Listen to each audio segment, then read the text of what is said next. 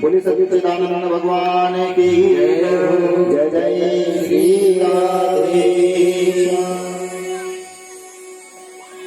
अब कथा के माध्यम में जैसे भक्ति माता अपने पुत्र की राधे, अब जहाँ भक्ति ही नहीं होगी वहाँ ठाकुर जी कैसे आएंगे? आ जाएंगे? तूने आंगन नहीं बुखारा, मन का महल नहीं रे उतारा,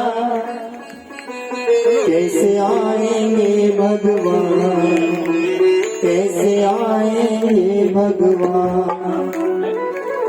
आ जाएंगे? बोलो राधे राधे। तूने आंगन नहीं बुहारा, मन का महल नहीं रे उतारा, कैसे आएंगे भगवान? जब तक हृदय पवित्र नहीं होगा, सुसज्जित नहीं होगा, तब तक गोविंद स्थान नहीं रहेंगे। अगर आपके लिए बिछाई नहीं की होती है, सफाई नहीं की होती, आप बैठ जाते? भागवत जी को कोसते, कराने वालों को छोड़ो, भागवत जी को भी कोसते आप। ऐसा है कि नहीं? ओ भागवत बैठने को जगह नहीं महाराज जी। तो जब आप नहीं बैठ सकते तो आप ठाकुर जी की लालसा कैसे रख सकते हो कि ठाकुर जी आएंगे, वो बैठेंगे, वो विराजमान होंगे? रख सकते हो भैया हमके? हाँ, आपके लिए सफाई चाहिए लेकिन ठाकुर को लेनी चाहिए।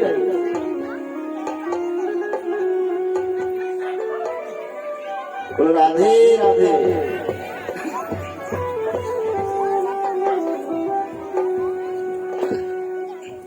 तो उधर श्री सूत जी महाराज ने, सूत जी महाराज से सौनकादि ऋषियों ने प्रश्न किया कि महाराज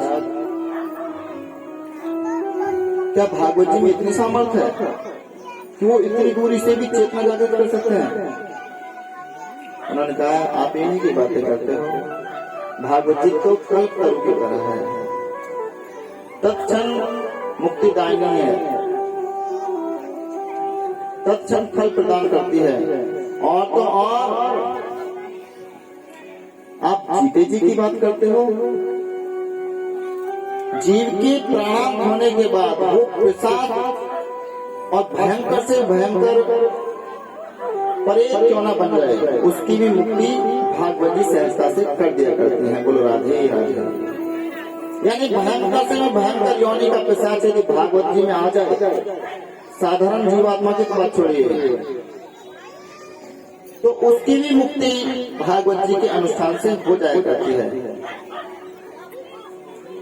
हम सब जीवित अवस्था में हैं, हम यदि भागवत जी को नियम पूर्वक श्रद्धा भाव से श्रवण पान करें तो हमारी तो मुक्ति छोड़िए, कोई परेत आत्मा भी अगर इसके संपर्क में आ जाए तो उसकी भी मुक्ति होनी सुनिश्चित है, उसे भी कोई नहीं रोक सकता।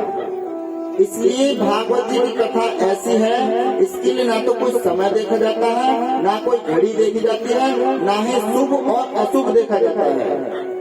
हकीकत तो ये है, अगर हमारे मध्य में कोई कष्ट आ जाए तो हमें भागवत जी की कथा अवश्य श्रवण पान करनी चाहिए, अवश्य ये अनुष्ठान कराना चाहिए। क्यों? क्योंकि यदि हम वास्तव में ही अपने के हैं, यदि हम वास्तव में ही अपने के हैं तो उसके सुख की चिंता क्यों नहीं है? उसका लाभ, उसका सुख तो, उसका हित तो इसी में है कि उनके नाम से एक भागवत जी का अनुष्ठान हो जाए तो सभी जीवात्माओं की, परेत आत्माओं की मुक्ति हो जाए। लेकिन क्या ऐसा विचार आता है? नहीं, हमारा अपना कोई चला जाए, भटकता डोले काहे प्राण, भटक रहा, भटकने दो। फिर परेशान होते हैं कि हमारा तो कोई काम ही नहीं बनता है, हमारे यहाँ तो बहुत दिक्कतें हैं। किसी के पास जाओ तो आपके पितृ नाराज हैं। सबसे सहज साधन है भागवत जी का अनुष्ठान, सबसे सहज है। किसी भी प्रकार से यदि पितृ नहीं मनाने में आ रहे हैं तो भागवत जी का अनुष्ठान आप उनके नाम से कराइए। भयंकर से भी भयंकर परेत योनि का जीव भी इससे तर जाया करता है। अच्छा, कोई प्रमाण है इसका? हम कैसे मान लें? कोई कथा है क्या? कोई तरा भी है? आपने कह दिया मान ले, तो सूत जी महाराज ने कहा है। बताओ। तो महाराज, तुंगभद्रा नदी के किनारे आत्मदेव ब्राह्मण अपने परिवार के साथ में अपना जीवन यापन क्या करते थे। बोलो राधे राधे।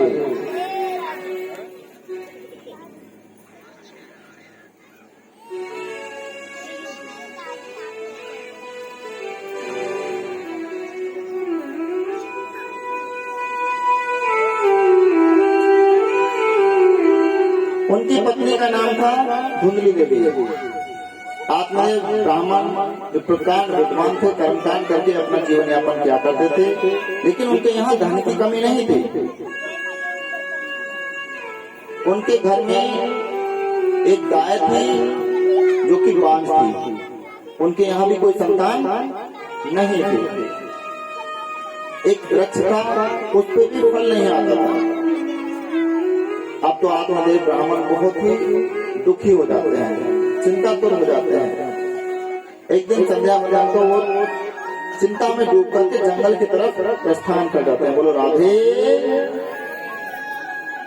और जंगल में जाकर के उनको प्यास लगती है तो सरोवर की तलाश करने लगते हैं। एक तालाब के किनारे जाकर के जलपान करते हैं और एक वृक्ष के नीचे बैठ जाते हैं। वहीं उसी समय एक साधु, एक महात्मा वहां आते हैं। उन्होंने आत्मदेव ब्राह्मण को देखा तो ब्राह्मण देवता से बोले कि हे ब्राह्मण, हे भैया, देखने में तो आप कोई काट विद्वान ब्राह्मण लगते हो, लेकिन आप इतने चिंतातुर हो और रो रहे हो, रुदन कर रहे हो, क्यों? आपकी चिंता का कारण क्या है? अब वो सर नीचे करके आत्मदेव ब्राह्मण उन संत महात्मा को बतला रहे हैं कि हे साधु, आप यहाँ से जाइए। महात्मा ने कहा कि मैं तो आपकी चिंता का कारण पूछ रहा हूँ और आप कह रहे हो आप यहाँ से जाइए। भैया, क्या चिंता है? तो उन्होंने कहा कि मेरे यहाँ मेरी पत्नी है जिसका नाम है धुंधली, उसकी भी कोई संतान नहीं है। एक गाय हमने पाल रखी है, लेकिन वो गाय भी कभी बच्चा नहीं देती, वो भी बांझ है। एक फल का वृक्ष है, लेकिन उस पे भी फल नहीं आते। अब ऐसे जीवन का क्या लाभ जिसमें किसी भी प्रकार का कोई सुख ना हो? मैं अब जीना नहीं चाहता।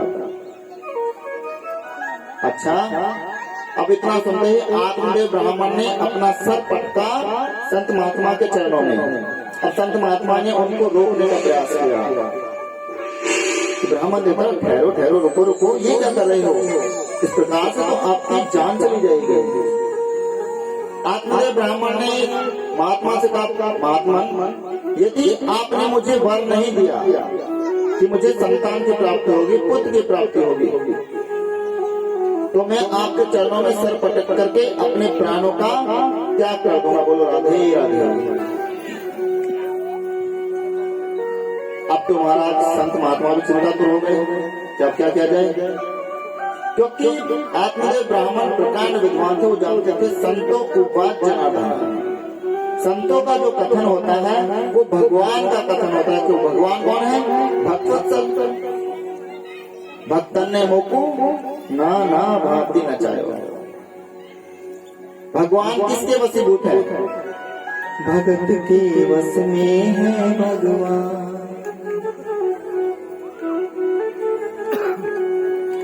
भक्त बिना कुछ भी नहीं है, भक्त है इसकी जान, भगत के वश में है भगवान।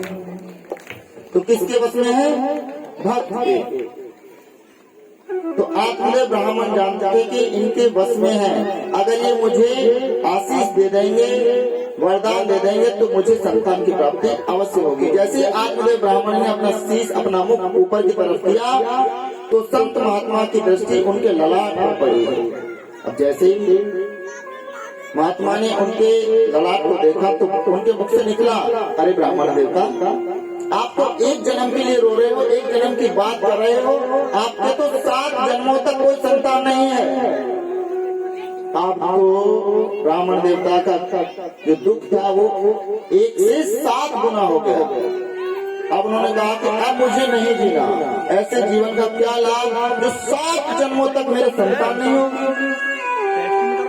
अब उन्होंने अपना सर संत महात्मा के चरणों में पटकना चाहा, उन्होंने पकड़ लिया, या तो मुझे वर दो, नहीं तो मैं आपके चरणों में सर पटक पटक करके अपने प्राण त्याग दूंगा। जिस का दोष आपके ऊपर आएगा, आपके कारण एक ब्राह्मण की हत्या हुई, एक ब्राह्मण ने आत्मदाह किया। अब वो फंस जाते हैं। अब संत महात्मा ने अपनी शक्ति से, अपनी योग माया से एक फल को प्रकट किया और वो फल आत्मदेव ब्राह्मण को दे दिया कि ये फल लो और ले जाकर के अपनी पत्नी धुंधली देवी को खिला देना, आपको अवश्य ही पुत्र की प्राप्ति होगी। बोलो राधे राधे। अब आत्मदेव ब्राह्मण बोले, क्या इसका कोई नियम भी है? भाई ये जो व्रत है इसका कुछ पालन भी करना है। संत महात्मा ने कहा, हाँ, आपको 1 साल तक सत्य व्रत का धारण करना है, यानी ज्यादा से ज्यादा सत्य को ही धारण करना है।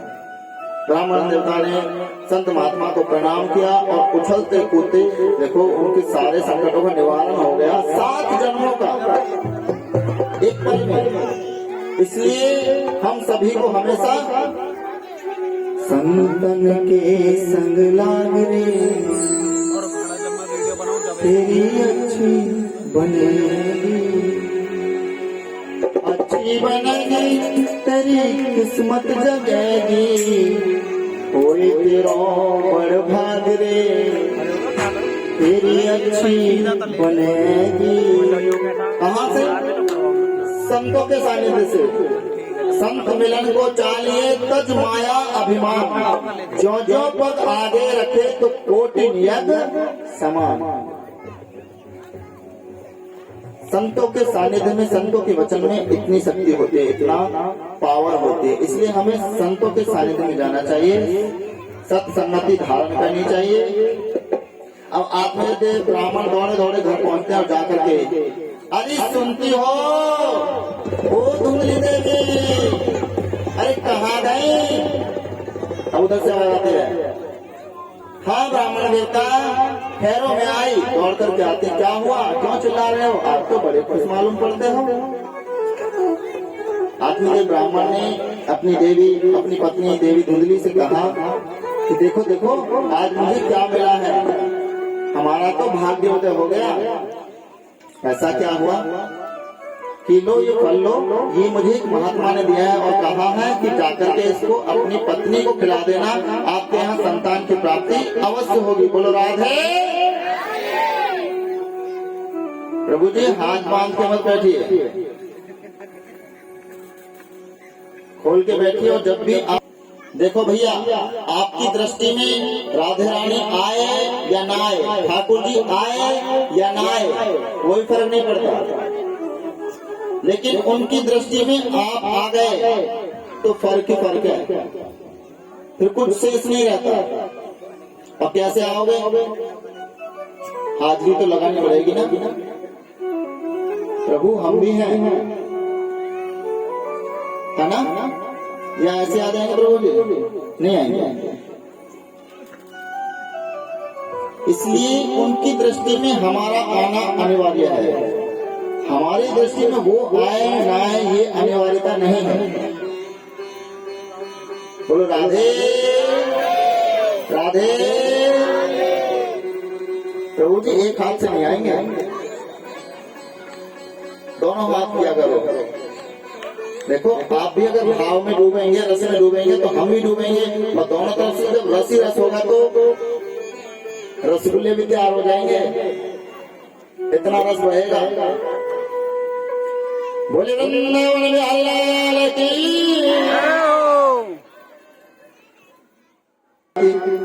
यथा नाम तथा गुण, जैसा नाम था वैसे ही उनके गुण भी थे। कंजूस, आलसी, कोई काम करना ना पड़ जाए, है ना भैया? हाँ तो बोल दिया करो। तो महाराज इतने में ही उसकी पड़ोसन वहां आ जाती है। वो अपनी पड़ोसन को सारा वृत्तांत कह सुनाती है। पड़ोसन बोली, मेरे विचार से तो आपको ये फल खा लेना चाहिए, क्योंकि मैंने सुना है संतों का वचन कभी खाली नहीं जाता। बोली, बहन मुझे तो बहुत डर लग रहा है।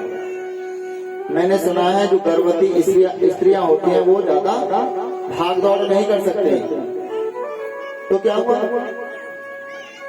अरे बहन, ऐसा ना हो कि मैं इसको खा लूं और मेरे गर्भ में बच्चा आ जाए और मेरा पेट बढ़ने लगे और मुझसे दौड़ा भागा ना जाए और मेरे घर में आग लग गई तो मैं तो जल करके मर जाऊंगी। बहन मुझे तो डर लग रहा है। पड़ोसन बोली, अब देख जो तो को अच्छा लगा ठीक लगा तू वहां करिए, मैं तो चलिए अपने घर।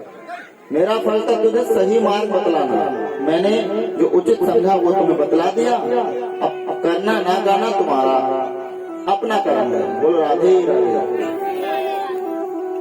धुंधली देवी ने वो फल नहीं खाया। फिर उनकी बहन, छोटी बहन वहां आ जाती है।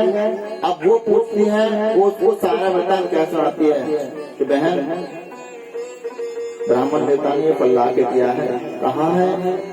ये संत महात्माओं का प्रसाद है, इसको पा लीजिए और हमारे यहाँ खुशियां होंगी, हमारे यहाँ संतान की प्राप्ति होगी। लेकिन बहन मुझे तो बड़ा डर लग रहा है। अब छोटी बहन जो थी वो गरीब थी, उसके यहाँ धन नहीं था, लेकिन उसके कई संतानें थी, गर्भवती भी थी। छोटी बहन ने कहा, बहन तू एक काम कर, मेरे पास एक उपाय है, एक योजना है, अगर तू माने तो। धुंधली देवी बोली, बोलो बोलो। तो छोटी बहन ने कहा, बहन ये फल तू अपनी गाय को खिला दे, इससे संतों के वचन की परीक्षा भी हो जाएगी कि उनका वचन सत्य होता भी है या नहीं।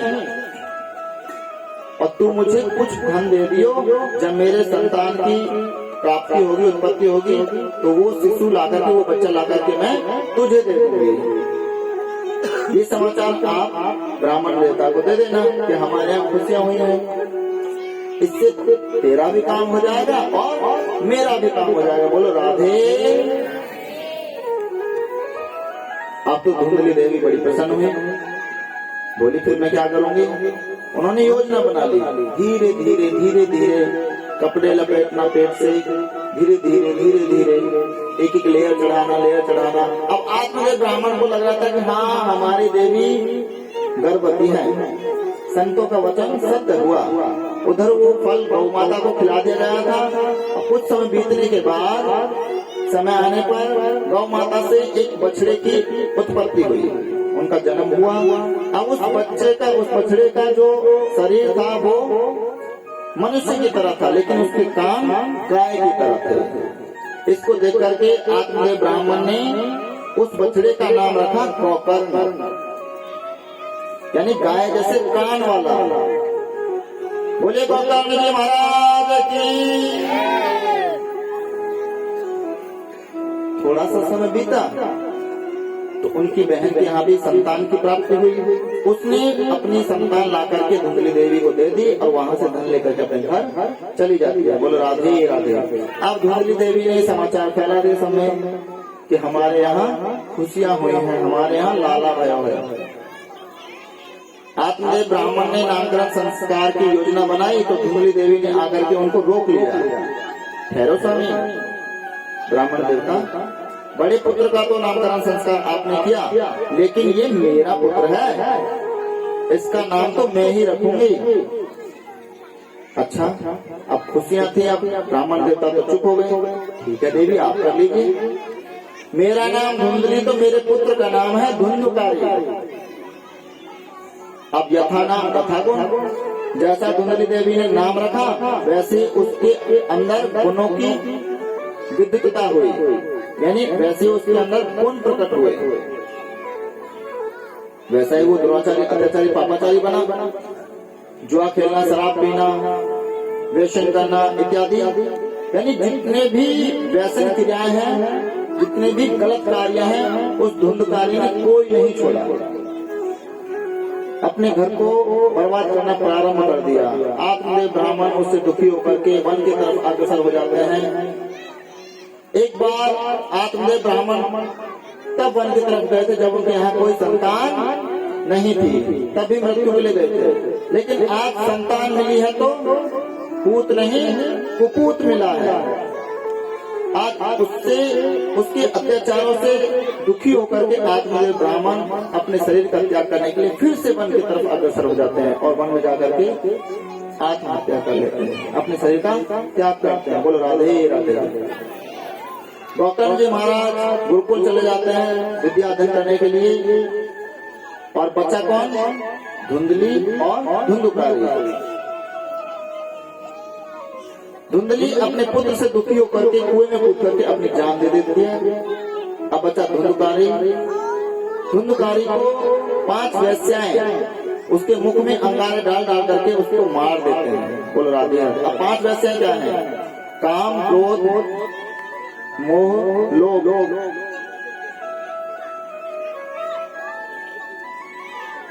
ये जो 5 प्रकार के विकार हैं, ये उसके अंदर कूट कूट करके भरे हुए थे।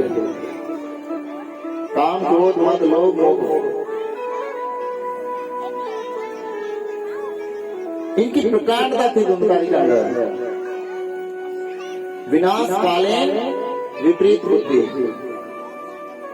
धुंधकारी का विनाश निश्चित था, इसलिए उसकी मति छीन हो गई, मति मारी गई, बुद्धि मारी गई। तड़प तड़प करके धुंधकारी ने अपने प्राणों को त्यागा। बोलो राधे राधे। क्योंकि जैसा बोगे वैसा ही तो काटोगे। अब आत्मदेव ब्राह्मण को मालूम पड़ता है मेरे पिताजी भी नहीं रहे, मेरी माता भी नहीं रही और मेरा भाई धुंधकारी भी नहीं रहा। आत्मदेव ब्राह्मण ने गया जी जाकर के सबका श्राद्ध कर दिया, पिंडदान कर दिए उनकी मुक्ति के लिए। वापस अपने घर आए और घर आकर के रात्रि में विश्राम कर रहे होते हैं। इतने में धुंधकारी एक प्रेत वहां प्रकट होता है। अब वो कभी यहाँ तो कभी वहां, कभी बैल बनता, कभी बछड़ा बनता, कभी बकरी बनता, इत्यादि इत्यादि भेष बदलना प्रारंभ कर दिया। निंद्रावा घर जयोरी जा घर राम नाम ना हो। तो महाराज होता ही है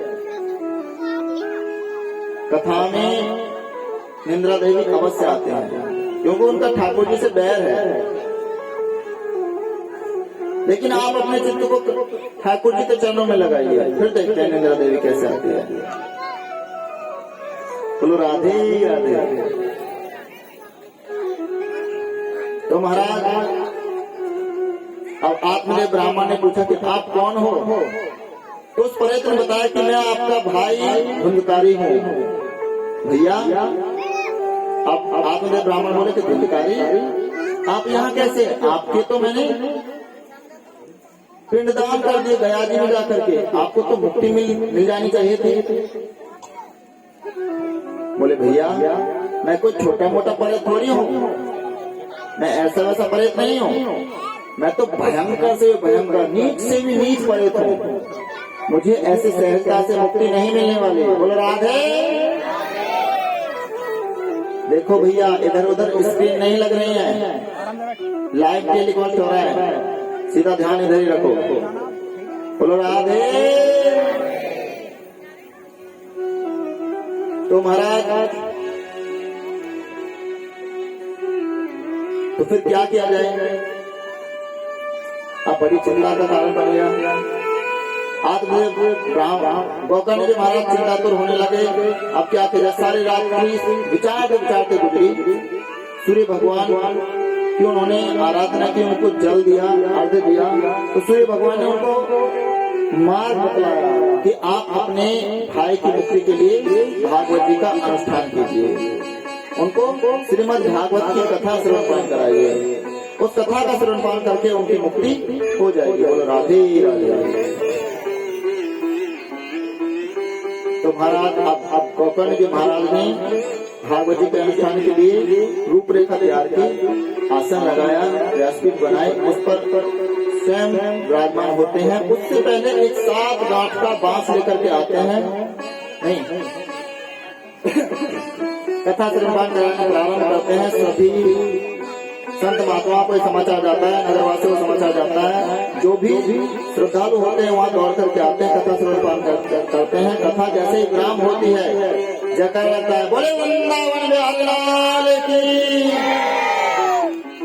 तो वहाँ भगवान के पार्षद आते हैं ज्ञान लेकर के, और जिन्होंने भी वो कथा बड़े भाव के साथ, पवित्रता के साथ तन्मय होकर के श्रवणपान की थी, उन सभी को अपने यान में सवार करते हैं और भगवान के धाम गोलोक धाम के लिए प्रस्थान होने जा रहे होते हैं। इतने में आत्मदेव ब्राह्मण प्रश्न कर बैठे कि हे देवगणों, आप सभी को यहाँ से लेकर के जा रहे हो, लेकिन मेरा भाई धुंधकारी भी यहाँ पर है, उसको भी तो लेके जाओ। भगवान के पार्षदों ने कहा, गोकर्ण जी महाराज, इन्होंने कथा श्रवण पान की है, भागवत जी की कथा सुनी है, इसलिए हम इनको लेकर के जा रहे हैं। गोकर्ण जी महाराज बोले, कथा तो मेरे भाई धुंधकारी ने भी सुनी है। अब पार्षद बोले, महाराज आपके भाई धुंधकारी ने कथा तो सुनी है, लेकिन एकाग्रचित होकर के नहीं सुनी, यानी पूर्णतः ध्यान लगा करके कथा श्रवण पान नहीं की। ऐसा कैसे हो सकता है? मैंने तो कथा सभी को समान रूप से ही श्रवण पान कराई है, तो फिर इन्होंने क्यों नहीं की? क्योंकि ये परेत है, और परेत क्या होता है? वायु स्वरूप होता है, वायु एक जगह टिका नहीं रहती, इसीलिए परेत का स्वभाव है यहाँ से वहाँ, वहाँ से वहाँ, ऐसे। वो आपको डराता नहीं है, उसका स्वभाव ही है, उसकी चंचलता, उसकी प्रवृत्ति ही ये है कि वो एक जगह टिक नहीं सकता। और जब वो एक जगह टिक नहीं सकता, तो एकाग्रचित होकर के कथा कैसे श्रवण पान कर सकता है? बोलो राधे। इसलिए महाराज आपके भाई धुंधकारी ने कथा एकाग्रचित होकर के नहीं सुनी। तब आत्मदेव गोकर्ण जी महाराज ने पार्षदों से कहा कि अब क्या किया जाए? तो कहा कि आप पुनः भागवत जी का अनुष्ठान कीजिए, फिर से इनको कथा श्रवण पान कराइए। अगर ये एकाग्रचित होकर के कथा श्रवण पान कर लेंगे तो इनकी भी मुक्ति हो जाएगी, इनको भी हम अपने साथ ले जाएंगे। बोलो राधे राधे। तो गोकर्ण जी महाराज जंगल से एक 7 गांठ का बांस काट करके लेके आते हैं। उस 7 गांठ के बांस की खोखल में धुंधकारी का आह्वान करते थे, आओ भैया धुंधकारी, आप इस खोखल में विराजमान हुए और यहाँ बैठ करके आप कथा श्रवण पान करना। कथा कितने दिन की है? 7 दिन की। ग्रंथियां कितनी हैं? 7। कौन विराजमान है? धुंधकारी। अब खोखल में है, एक ही जगह रहेगा, बैठा रहेगा, यहाँ से वहाँ भटकेगा नहीं। कथा श्रवण पान कराना प्रारंभ करते हैं। पहले दिन की कथा विराम हुई, पहली ग्रंथि फट जाती है। दूसरे दिन की कथा विराम होती है, दूसरी ग्रंथि फट जाती है, और वो धुंधकारी ऊपर से नीचे की तरफ जाता रहता है। ऐसे ही धीरे धीरे 7 दिन की कथा श्रवण पान कराते हैं, और 7 दिनों में 7 ग्रंथियां फट जाती है। 7 दिवस में जैसे कथा विराम होती है, जयकार लगता है, बोले वृंदावन बिहारी लाल की। तो 7वीं ग्रंथि फट जाती है। वो पिशाच रूपी धुंधकारी आज एक पुण्य आत्मा, एक तेज पुण्य के रूप में प्रकट होता है, जिसमें केवल प्रकाश ही प्रकाश है। अब वो गोकर्ण जी महाराज को प्रणाम करता है, प्रणाम भैया। फिर से गोकर्ण जी महाराज प्रश्न करते हैं, भैया आप कौन? बोला, भैया मैं आपका भाई धुंधकारी हूँ। आपने जो भागवत जी की कथा मुझे श्रवण पान कराई है, उससे मेरी मुक्ति हो गई। अब मुझे किसी का कोई भय नहीं है, अब मैं सच्चिदानंद स्वरूप हो गया, यानी भगवान की तरह। अब वो ज्योति कहाँ जाएगी? परम ज्योति में जाकर के समाहित हो जाएगी। बोल राधे राधे। तो इसलिए भागवत जी की कथा हमेशा एकाग्रचित होकर के सुननी चाहिए, और किसी भी प्रकार की मृत्यु या दुर्घटना यदि हमारे समाज में हो जाए तो निसंकोच भागवत जी का अनुष्ठान कराना चाहिए। और तो और मैं तो ये कहता हूँ कि अपने यहाँ पर जब भी आप अनुष्ठान कराओ, सामूहिक अनुष्ठान, तो उसमें आचार्य जी को अवगत कराओ कि हमारा उद्देश्य यह है कि हमारे गांव में जितनी भी प्रेत आत्माएं हैं, जितनी भी भटकती हुई आत्माएं हैं, उन सबकी मुक्ति हो जाए, ऐसा आह्वान आप करना। तो फिर वैसा किया जाएगा, लेकिन ये प्लानिंग पहले से होती है। तो यहाँ जितनी भी प्रेत आत्माएं भटकती है ना, हमारी तुम्हारी बीच के तो सब लोग हैं, अब वो यहाँ भटक रहे हैं, हम उनका निवारण कहाँ करा रहे हैं? सियाने दीवाने के पास में। होना कुछ नहीं है, क्योंकि इतनी प्रकांडता, इतनी विद्वानता उनके पास नहीं है कि उनको मुक्ति दिला सके। वो किसको पूज रहे हैं? भूत को। अब भूत का उद्धार कैसे कर देगा?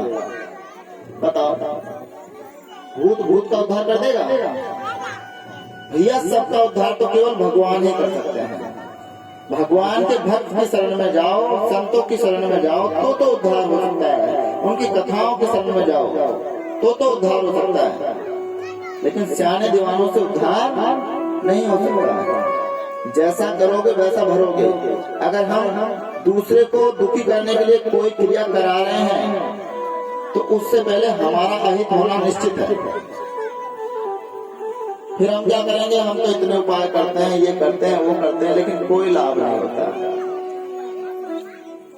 दूसरों के लिए गड्ढा खोदोगे तो खुद ही गिरोगे, दूसरा नहीं गिरने वाला, क्योंकि दूसरे ने तो सरेंडर कर रखा है गोविंद को। मारने वाला है भगवान, बचाने वाला है भगवान। बाल न बाका होता उसका, बाल न बाका होता जिसका, रक्षक दया निधान। मारने वाला है भगवान, बचाने वाला है भगवान। जब हमको ये बोध है कि मारने वाला भी भगवान है और बचाने वाला भी भगवान है, तो फिर ये विचार कहाँ से आता है कि हम इनका अहित कर देंगे, इनको नुकसान पहुंचा देंगे तो हमारा भला होगा? मूर्खता है। हमारे समाज में पता है क्या हो रहा है? किसी ने विरोध किया है 1 मीटर, तो हम अपना सारा समय, सारी बुद्धि, सारा बल कहाँ लगा रहे हैं? उसको काटने में। इसको काटेंगे तो ये छोटा हो जाएगा, ये कमजोर हो जाएगा। लेकिन उससे पहले तो आप ही कमजोर हो रहे हो ना, क्योंकि आपने सारा फोकस कहाँ किया है? उसको नष्ट करने में, उसको क्षति पहुंचाने में। तो आप विरोध कर सकते हो? नहीं। यदि आप इसके विपरीत कर लो, किसी ने विरोध किया है 1 मीटर, तो आप 2 मीटर कर लो अपना, उससे प्रेम से रहो, वो अपने आप ही छोटा हो जाएगा। कैसी ईर्ष्या रखनी, कैसा भेदभाव रखना? जियो और जीने दो, प्रेम से रहो, मिल करके रहो, क्योंकि आपकी एकता ही आपकी शक्ति है। धर्मो रक्षति रक्षितः। यदि हम धर्म की रक्षा करेंगे तो ही धर्म हमारी रक्षा करेगा। जब धर्म ही नहीं रहेगा तो किसकी शरण में जाओगे? और आपका केवल एक ही धर्म है, वो है भगवान की भक्ति करना, भगवान की शरणागत प्राप्त करना, उनकी शरण में जाना। केवल यही धर्म है, यही धर्म है। धर्म न दूसर सत्य समाना, आगम निगम पुराण बखाना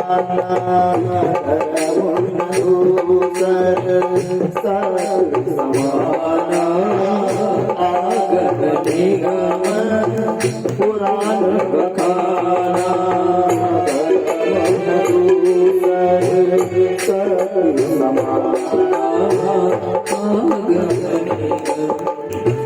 पुराण बखाना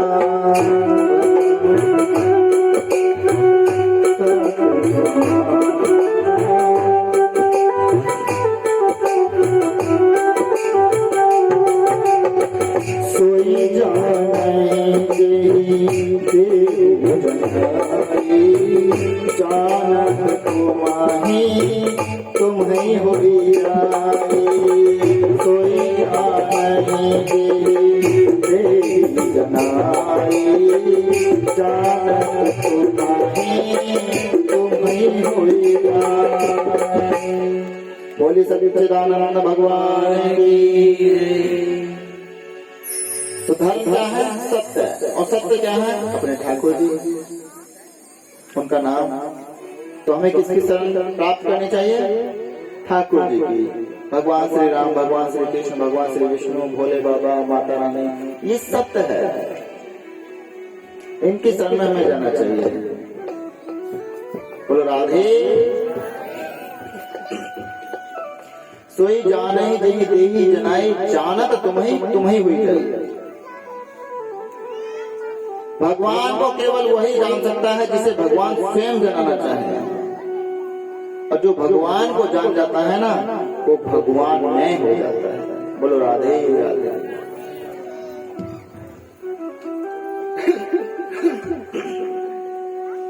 तो महाराज अंत में सुखदेव जी महाराज ने सत्यम परम धीमहि कह करके छोड़ दिया, क्योंकि सत्य से बढ़कर कुछ नहीं है।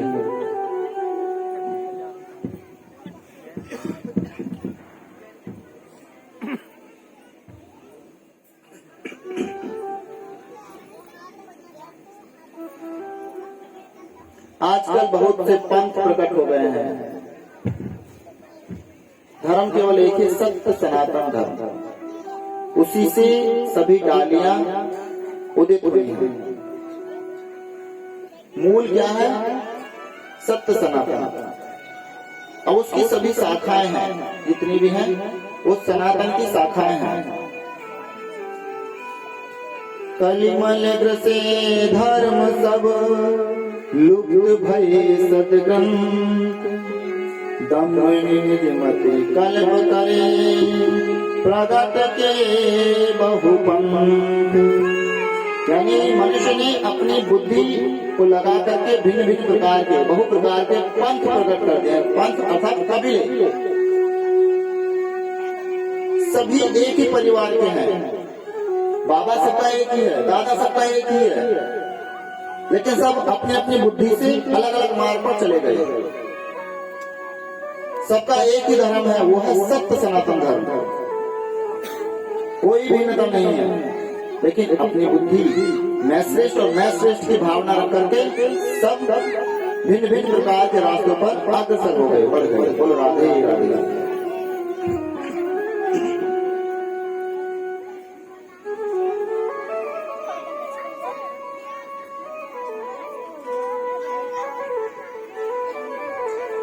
निगम कल्पतरोर्गलितं फलम्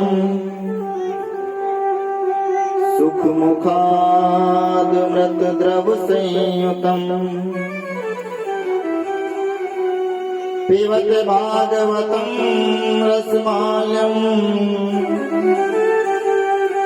मुहुरहो रसिका भुवि भावुका। निगम कल्प तरोर गलितम फलम सुख मुखाद मृत द्रव संयुतम पिबत भागवतम रसमाल्यम मुहुरहो रसिका भुवि भावुका। निगम अर्थात वेद। वेद रूपी जो कल्प वृक्ष है, उसका जो पका हुआ फल है वो क्या है? भागवत। वो है भागवत कथा। वेद रूपी जो कल्प वृक्ष है उसका जो पका हुआ फल है उसे भागवत कहते हैं।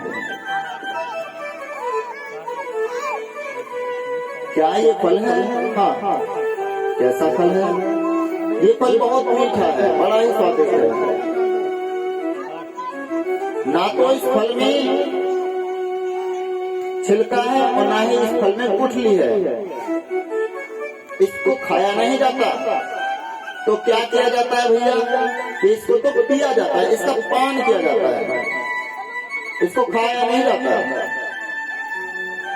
ये ऐसा फल है, ना तो इस फल में छिलका है और ना ही इसमें गुठली है, बड़ा ही द्रवित है, तरल है, इसलिए इसको पिया जाता है, इसका पान किया जाता है। बड़ा स्वादिष्ट है, बड़ा मीठा है। क्यों? क्योंकि इसमें सुखदेव जी महाराज ने, सुखदेव जी भगवान ने अपना मुख लगाया हुआ है। सुख माने क्या होता है? तोता। क्योंकि आप सभी जानते हैं जिस फल को तोता ने चखा हो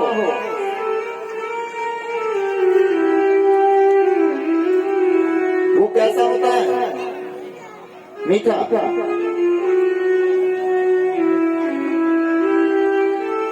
तो इसको सुखदेव जी महाराज ने अपने मुख से गाया है, इसको कहा है, सुनाया है, इसलिए ये कैसा फल है? मीठा। अब या तो यूं मान लीजिए कि जिस फल को तोता अपना मुख लगा देता है वो फल मीठा होता है, मीठा हो जाता है, या फिर तोता उसी फल को मुख लगाता है जो फल मीठा होता है। तो सुखदेव जी महाराज जानते हैं कि ये फल बहुत ही तरल है, द्रवित है और स्वादिष्ट है, इसलिए उन्होंने अपने मुखारबिंदु से इसको गाया, कहा, सुना, जन कल्याण के लिए। बोलो राधे राधे।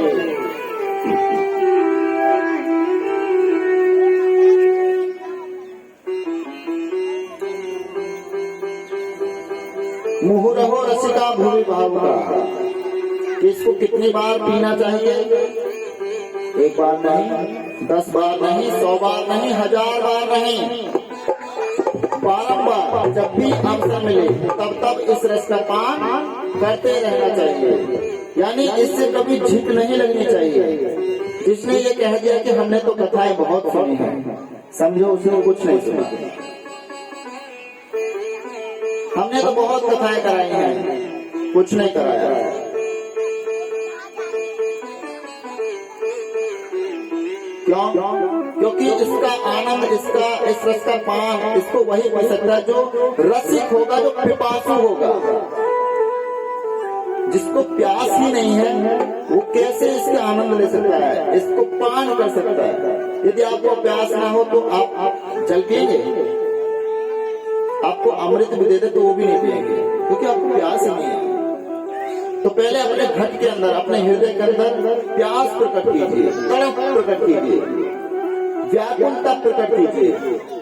ऐसी तड़प, ऐसी प्यास, ऐसी व्याकुलता की ये नेत्र सजल हो चले, ये नेत्रों से अश्रुपात होने लगे। क्योंकि गोविंद को उसी ने पाया है जो गोविंद के लिए रोया है, जो गोविंद के लिए तड़पा है, जो भगवान के लिए भटका है, व्याकुल हुआ है, जिसके नेत्रों से अश्रुपात हुआ है, उसी ने ठाकुर को पाया है। आप उठा लीजिए किसी को। प्रहलाद जी कितने कष्ट सहे, ध्रुव जी कितने कष्ट सहे, मीरा जी कितनी तड़पी, कितनी रोई, गोपियां तड़पी ना, रोई ना, भटकी ना, व्याकुल हुई कि नहीं? आप होते हो? आप होते हो? नहीं। क्यों? क्योंकि आप बुद्धि लगाते हैं। ये बुद्धि से जानने वाली सत्ता नहीं है, ये बुद्धि भी हमें देने वाला यही है। तो इसको बुद्धि से नहीं जाना जा सकता।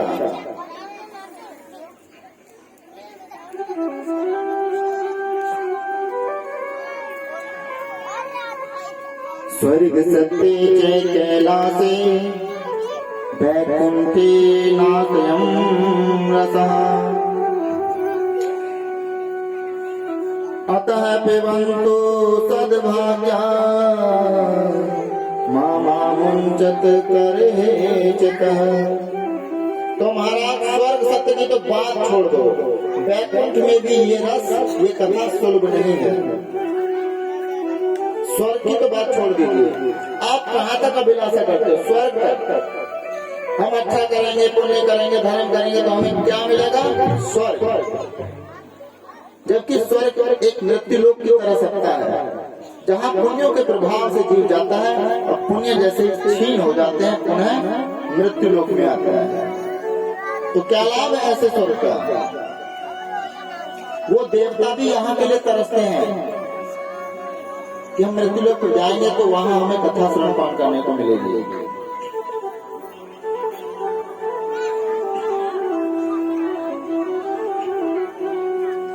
जब भगवान श्री राम अपनी लीला समाप्त कर करके अयोध्या वापस आए और अयोध्या में लीला संपन्न करके वैकुंठ के लिए प्रस्थान करने जा रहे थे, साकेत के लिए प्रस्थान करने जा रहे थे, तो सरयू के माध्यम से उन्होंने अपने यान में सभी अवधवासियों को पुकारा और विराजमान किया। आओ सभी मेरे साथ मेरे धाम साकेत के लिए प्रस्थान करो। सभी अवधवासी एकत्रित होकर के भगवान के यान में विराजमान हो जाते हैं। तो भगवान ने देखा कि सभी आ गए लेकिन हनुमान दिखाई नहीं पड़ते। हनुमान कहाँ है? देखा तो हनुमान जी महाराज सरयू के किनारे एक वृक्ष के नीचे हाथ जोड़ करके खड़े हुए हैं। भगवान श्री राम ने हनुमान जी को पुकारा, हनुमान आप वहां हाथ जोड़ करके क्यों खड़े हो? आओ और यान में विराजमान आपको और चलो हमारे साथ। बोलो राधे राधे। तो हनुमान जी महाराज ने कहा, प्रभु मैं आपके साथ नहीं जा सकता। प्रभु ने कहा क्यों, क्या हुआ? हनुमान जी महाराज बोले, प्रभु मेरा एक प्रश्न है, उस प्रश्न का जवाब आप दे दीजिए, उसके बाद यदि मुझे उचित लगेगा तो मैं चलने के लिए तैयार हूँ। भगवान ने कहा बोलो हनुमान। हनुमान जी ने कहा, प्रभु क्या आपके साकेत धाम में आपकी कथा श्रवण पान करने को मिलेंगे? भगवान मुस्कुराए बोले, हनुमान आप भी ना बड़े भोले हो। भगवान बोले, इन चतुर बातों में मुझे मत बहलाओ। हनुमान जी महाराज बोले, प्रभु इन चतुर बातों में मुझे मत बहलाओ, मैंने जो प्रश्न किया है उसका उत्तर मुझे दीजिए। क्या आपके साकेत धाम में आपकी कथाएं श्रवण पान करने को मिलेंगी? बेटा ओ लाला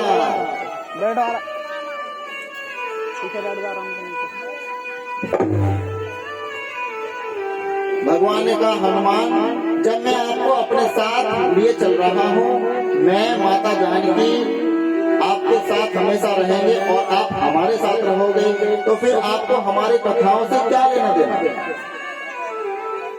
आपको तो कोई आवश्यकता नहीं होनी चाहिए। हनुमान जी महाराज ने बड़ा सुंदर जवाब दिया, प्रभु आप तो माता जानकी के साथ मेरे हृदय में नित्य निवास करते हो। ऐसा कोई क्षण, ऐसा कोई पल है ही नहीं जिस समय आप मेरे हृदय में विराजमान ना हो। माता जानकी और आप हमेशा मेरे हृदय में विराजमान रहते हो।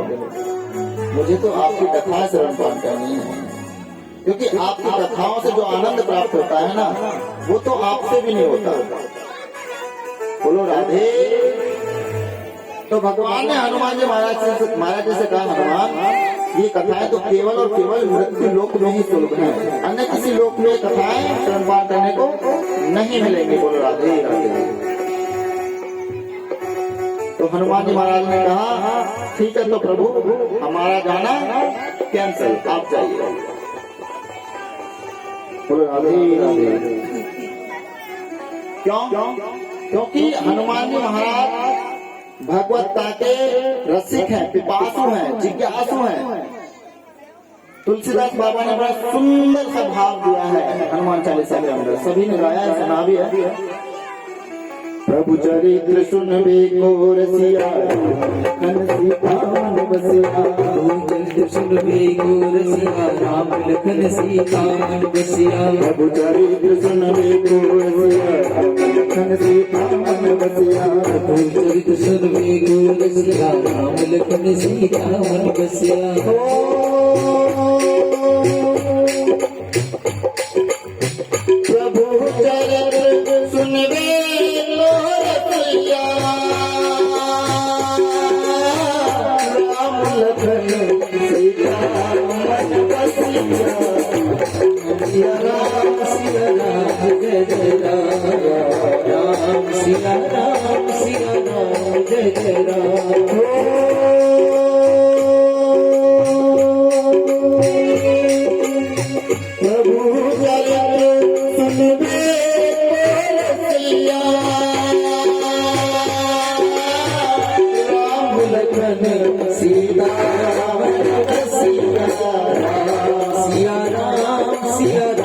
जय जय राम राम सिया राम सिया राम जय जय राम श्री राम जय राम जय जय राम श्री राम जय राम जय जय राम श्री राम जय राम जय जय राम श्री राम जय राम जय जय राम श्री राम जय राम जय जय राम श्री राम जय राम जय जय राम श्री राम जय राम जय जय राम श्री राम जय राम जय जय राम श्री राम जय राम जय जय राम श्री राम जय राम जय जय राम श्री राम जय राम जय जय राम श्री राम जय राम जय जय राम श्री राम जय राम जय जय राम श्री राम जय राम जय जय राम।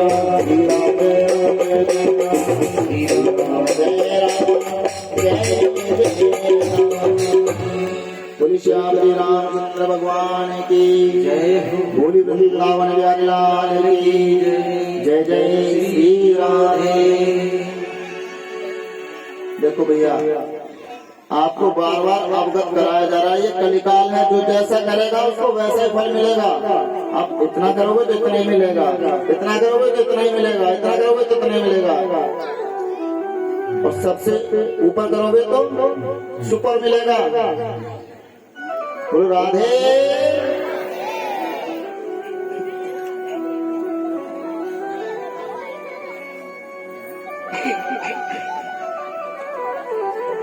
अब शंकराचार्यों ने श्री सूत जी महाराज से प्रश्न किया कि महाराज, हमें आप पहले अपने गुरुदेव श्री सुखदेव जी महाराज के जन्म की कथा सुनाइए, उनका जन्म कैसे हुआ। बोलो राधे।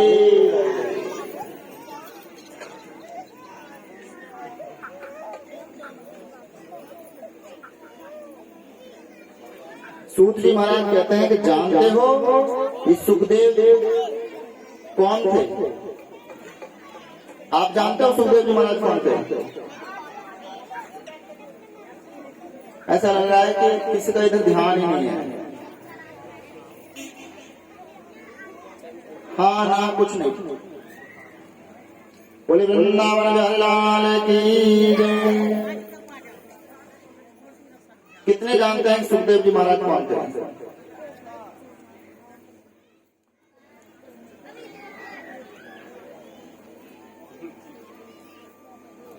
चलिए कोई बात नहीं है, इसमें क्या है। पूर्ण ज्ञानी तो कोई भी नहीं होता, पूर्ण तो केवल एक ही है, वो हमारा ठाकुर है। उसके सिवाय सृष्टि में दूसरा कोई पूर्ण है ही नहीं।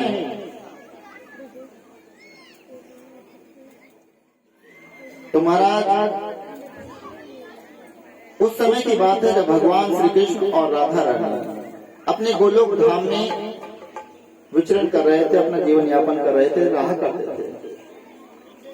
एक समय भगवान श्री कृष्ण के हृदय में एक विचार प्रकट हुआ और राधे रानी से कहा, राधे मेरे हृदय में एक विचार आया है।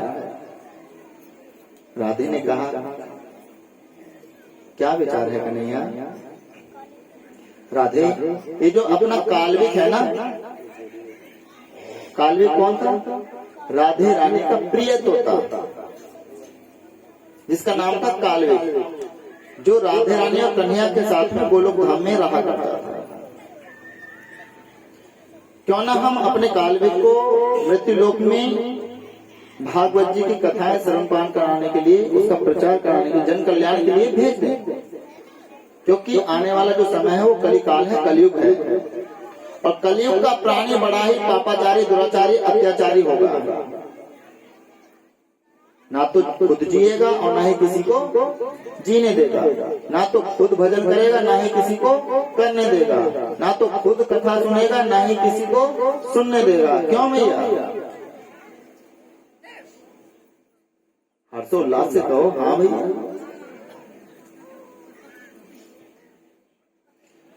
तो क्यों ना राधे, हम अपने काल्विक को मृत्यु लोक में भेज दें। बोलो राधे राधे। अब राधे रानी ने कहा, ठीक है प्रभु, जैसी आपकी इच्छा। आप कोई गलत विचार तो करेंगे नहीं। तो भगवान ने अपनी योग माया के द्वारा उस काल्विक को मृत्यु लोक पर भेजने का विचार प्रकट करते हैं।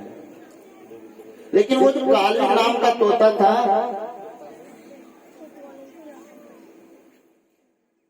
वो जब राधे रानी के हाथ पर जाकर के बैठता तो बोलता गाता क्या, राधे राधे राधे राधे राधे राधे।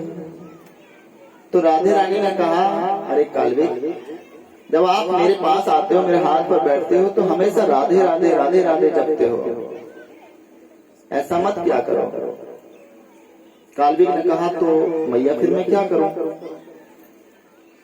राधे रानी ने कहा कि जब आप मेरे पास आते हो, मेरे हाथ पर विराजमान होते हो, तो राधे राधे ना कह करके जय श्री कृष्णा जय श्री कृष्णा जय श्री कृष्णा ऐसी जपा करो, क्योंकि कृष्ण नाम मुझे अत्यंत प्रिय है। काल्विक ने कहा, ठीक है मैया, जैसी आपकी आज्ञा। अब वो काल्विक उड़ करके भगवान श्री कृष्ण के पास पहुंचते हैं और भगवान श्री कृष्ण के हाथ पर जाकर के विराजमान हो जाते हैं और वहां जाकर के जपना प्रारंभ करते हैं, क्या, जय श्री कृष्णा जय श्री कृष्णा जय श्री कृष्णा। कन्हैया ने कहा, काल्विक, आप मेरे हाथ पे आकर, मेरे पास आकर के जय श्री कृष्णा जय श्री कृष्णा जय श्री कृष्णा मत कहा करो। अब काल्विक बोला, अभी तो राधे रानी ने कहा था, अब ये भी, तो प्रभु मैं क्या करूं। काल्विक, जब आप मेरे पास आते हो ना, तो राधे राधे जपा करो, क्योंकि राधे नाम मुझे अपने प्राणों से भी प्रिय है। काल्विक ने कहा, ठीक है प्रभु, राधे राधे राधे राधे राधे राधे। लेकिन काल्विक ने अपनी मति का प्रयोग किया, अपनी बुद्धि का प्रयोग किया, विचार करने लगा, ऐसे तो मैं परेशान हो जाऊंगा, क्यों ना मैं इन दोनों को एक साथ जोड़ दूं, दोनों का नाम एक साथ जपा करूं, तो मुझे विचार करने की आवश्यकता ही नहीं रहेगी। आनंद से हर जगह हर घड़ी यही नाम जपा करूंगा। तो आप भी जपोगे ना, जपोगे या नहीं? जपोगे तो उठाइए हाथ।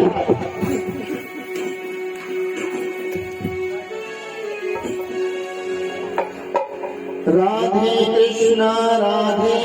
कृष्णा कृष्णा कृष्णा राधे राधे,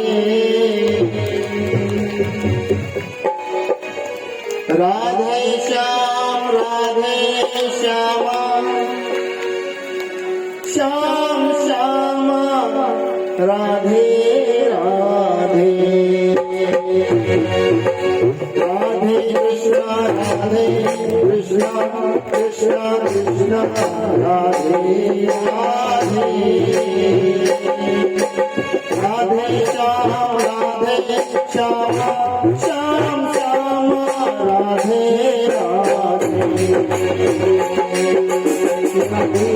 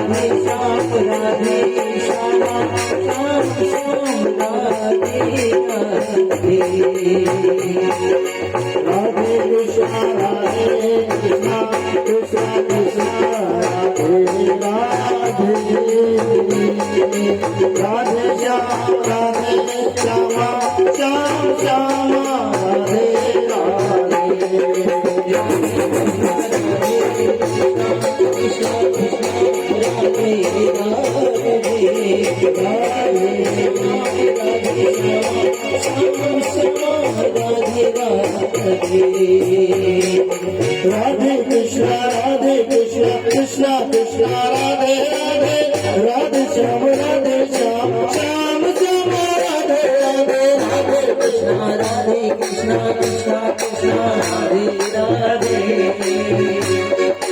राधे श्याम श्याम श्याम राधे राधे राधे।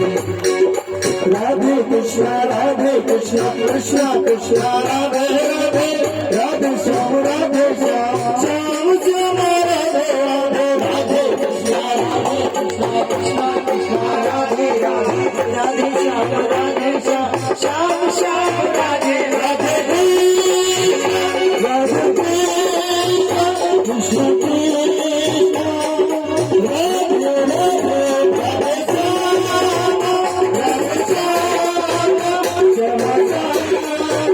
राधे राधे राधे श्याम राधे कृष्ण कृष्ण कृष्ण राधे राधे श्याम श्याम श्याम राधे राधे कृष्ण कृष्ण राधे श्याम श्याम राधे राधे कृष्ण कृष्ण कृष्ण कृष्ण राधे राधे राधे श्याम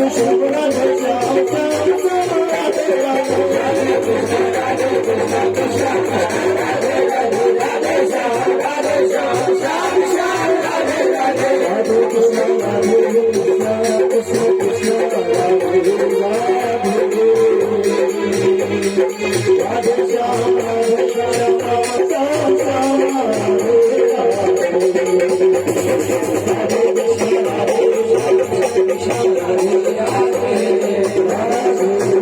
कृष्ण कृष्ण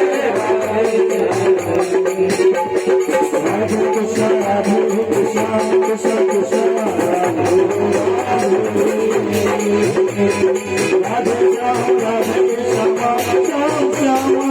राधे